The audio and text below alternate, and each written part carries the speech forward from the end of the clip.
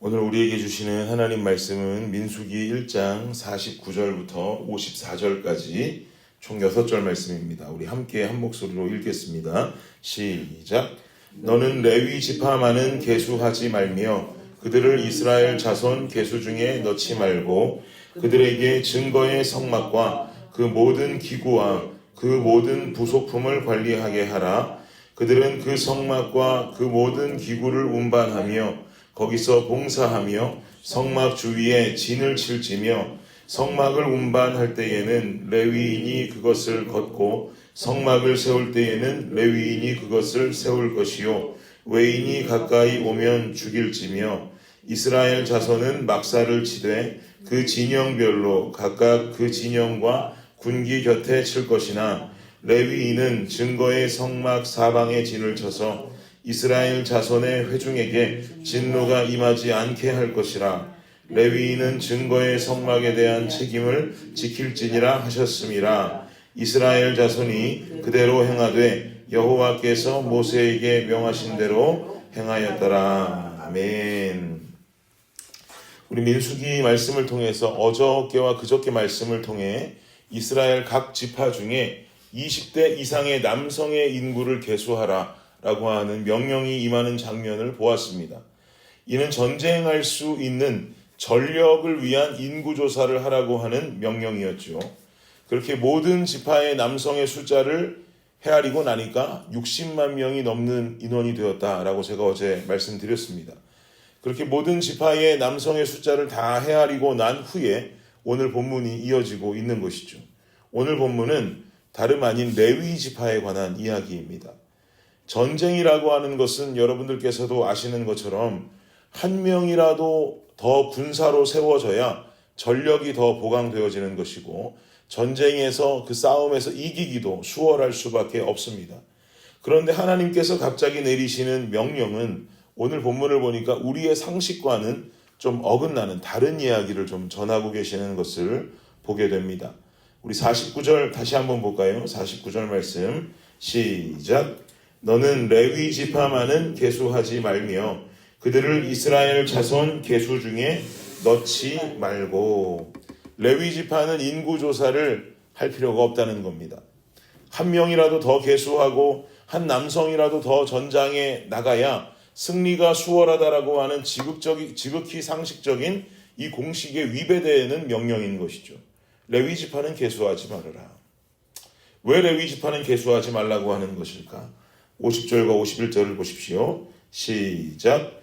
그들에게 증거의 성막과 그 모든 기구와 그 모든 부속품을 관리하게 하라. 그들은 그 성막과 그 모든 기구를 운반하며 거기서 봉사하며 성막 주위에 진을 칠지며 성막을 운반할 때에는 레위인이 그것을 걷고 성막을 세울 때에는 레위인이 그것을 세울 것이요 외인이 가까이 오면 죽일지며. 레위인은 전쟁에 나가서 싸움하는 임무와 사명을 담당하는 것이 아니고 그들이 해야만 하는 다른 임무가 있었던 것입니다. 무엇입니까? 성막을 관리해야 됩니다. 성막에 있는 모든 기구와 모든 부속품들을 관리해야 되고 또 성막을 운반하고 성막을 걷고 다시 세우고 하는 이 모든 일들을 레위 지파에서 도맡아서 해야 하는 것입니다.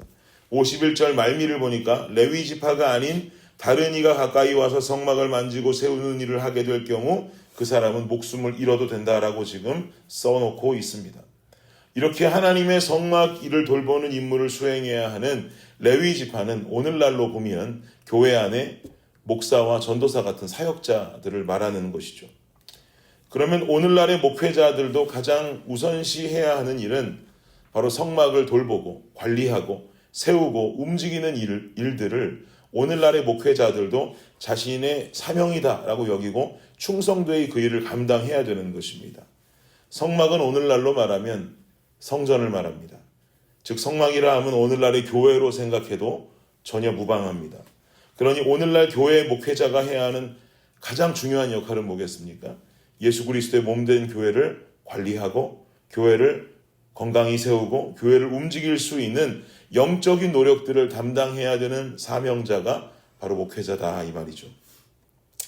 그러니 우리 블레싱 교회에서 제가 감당하는 모든 사역이나 설교나 예배나 이 모든 일련의 영적인 노력과 과정들이 향해 있어야만 하는 공통의 목적은 교회를 건강하게 세우고 교회를 영적으로 건강하게 관리하는 목적을 두어야 하는 것에 모두 집중되어져야 하는 겁니다.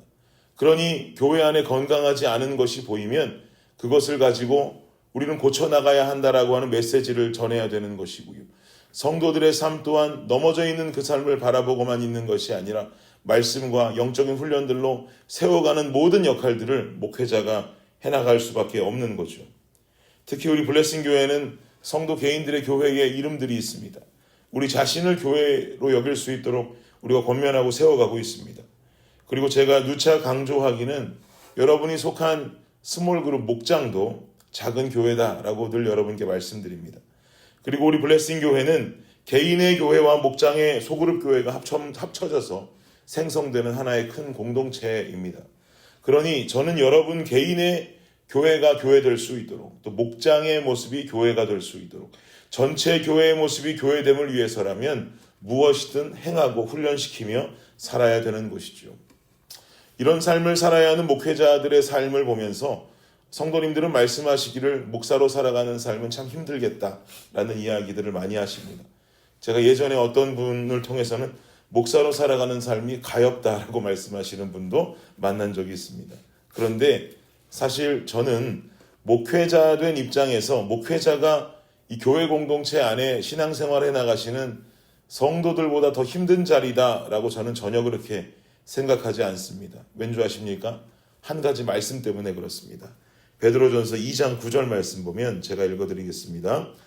그러나 너희는 택하신 족속이요 왕같은 제사장들이요 거룩한 나라요 그의 소유가 된 백성이니 이는 너희를 어두운 데서 불러내어 그의 기이한 빛에 들어가게 하시니에 아름다운 덕을 선포하게 하려 하심이라. 아멘. 잘하시는 말씀이죠. 이 말씀 보면 구약에서는 레위 지파들만 사역자된 삶을 살아가는 것처럼 그리고 제사장 가문으로 이어가는 것처럼 설명이 되어지는데 신약으로 넘어와서 지금 읽어드린 베드로전서 말씀을 보니 너희는 택하신 족속이요 왕같은 제사장이라는 거예요. 누가요? 우리 모두가 말입니다. 그러니 사실은 저만 이 공동체의 제사장이 아니라 여러분도 뭐가 된다는 것입니까? 여러분 모두가 다 제사장적인 역할을 감당해야 된다는 것이죠.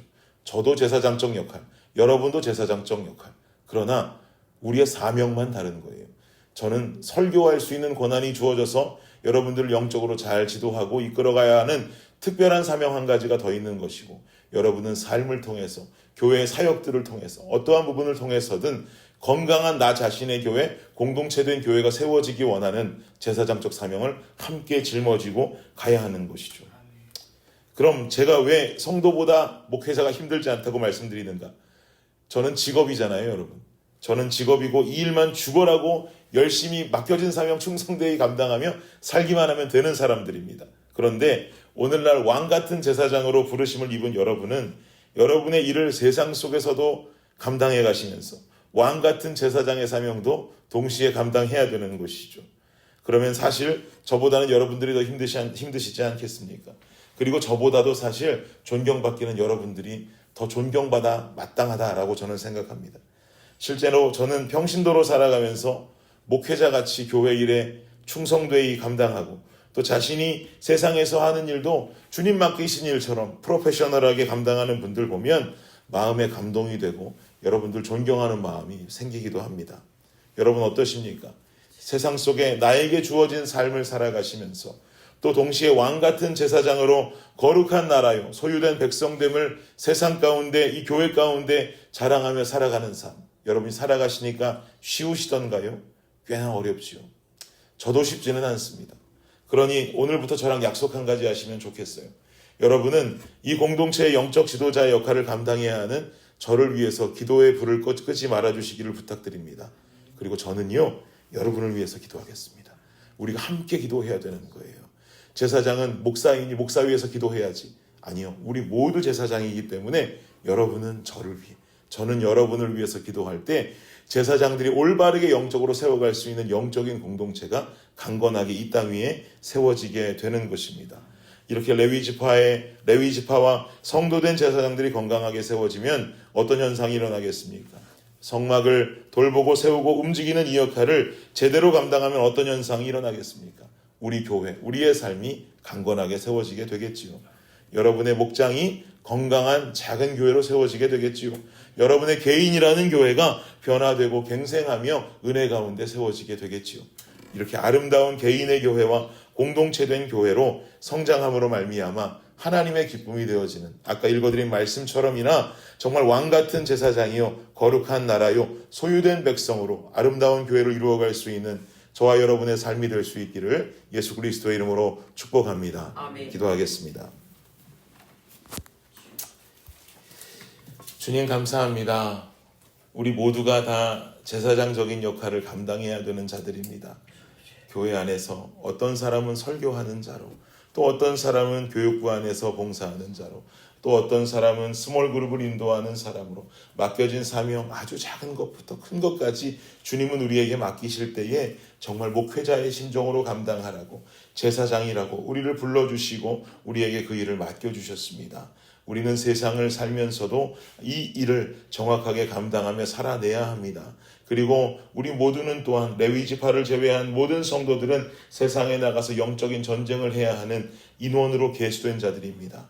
아버지 하나님, 그러니 세상 속에서도 주의 종된, 주의 자녀된 모습, 강건한 모습을, 거룩한 모습을 세상 가운데 나타내고 영적 전쟁에서 승리해야 되는 사명을 가지고 있는 자들입니다.